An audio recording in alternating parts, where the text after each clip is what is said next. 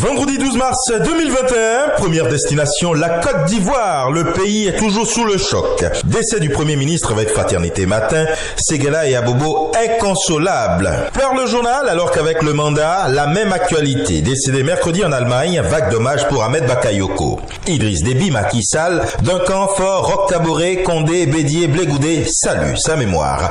Le RHDP suspend ses activités temporairement et le journal propose également le programme de ses obsèques, en ajoutant que 8 jours de deuil national ont été décrétés. Le patriote également concerné. Le Premier ministre Ahmed Bakayoko rappelé à Dieu, la Côte d'Ivoire et l'Afrique pleurent, le Golden Boy. Idem avec le quotidien d'Abidjan, mort en cascade au sommet de l'État, colère et indignation des Ivoiriens. À Ségala, les populations accusent et cassent tout. À Boaké, les cours ont été perturbés. À Abobo, les élèves descendent dans les rues et réclament la vérité. Ahmed Bakayoko également présent en manchette du Nouveau Réveil. Révélation sur les derniers jours de l'ancien Premier ministre.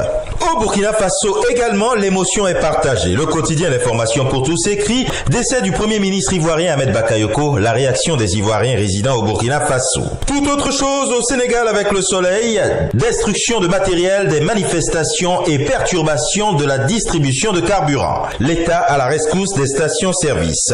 Pour le mandat, il est question de la libération des manifestants arrêtés. La stratégie de Sonko et il y en a marre. Répression des forces de l'ordre avec l'enquête des morts en question. Réumi Quotidien lui dit ce jour que Maître El Hadj Diouf poursuit Sonko pour tentative d'assassinat au sujet de l'incendie et du saccage de sa maison. Avec les échos, après les jours d'absence à son service et des révélations sur l'enquête, capitaine Oumar Touré se rend de son propre gré. Au Bénin maintenant, La Nation écrit « Notation de Moody's Investor Service, B1 avec perspective stable pour le Bénin ».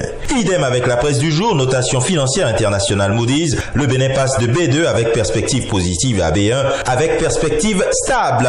Et de 3 en manchette du quotidien Le Matin, passage du Bénin de B2 à B1 dans la notation Moody's Investor Service. Le journal propose dans ses colonnes de décrypter les dessous de cette prouesse. Politique avec le matinal, fin de mandat présidentiel et prestation de serment. Le parti Les Démocrates défie toujours la démocratie. Éric Ondété et compagnie continuent d'exiger un impossible départ de Talon le 5 avril et un hypothétique dialogue national avant l'élection. Une halte au Mali à présent avec le Républicain. Procès de Amadou Aya Sanogo est co-accusé. Le parquet général et les avocats de la défense demandent l'application de la loi d'entente nationale. L'affaire est mise en délibéré pour le 15 mars 2021. Au Cameroun, Cameroun Tribune s'intéresse au respect des mesures barrières. L'appel du Parlement. Covid-19 également en manchette de La Voix du consommateur. Pour ou contre le vaccin, interroge le journal.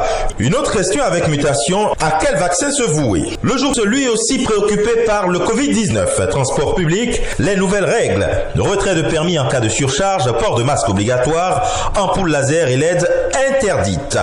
La même situation sanitaire d'actualité au Gabon avec l'Union. Covid-19, le virus qui a tout changé. Et enfin du côté du royaume chérifien, dans sa livraison du jour, le quotidien Le Matin écrit que présenté par le ministre de l'Intérieur, le texte de loi numéro 1321 a été élaboré en harmonie avec les engagements internationaux du royaume. Le Conseil du gouvernement adopte le projet de loi relatif aux usages licites du cannabis. Et ce sera tout pour aujourd'hui. Mais encore, prudence, vigilance et surtout, n'oubliez pas les gestes barrières. À demain.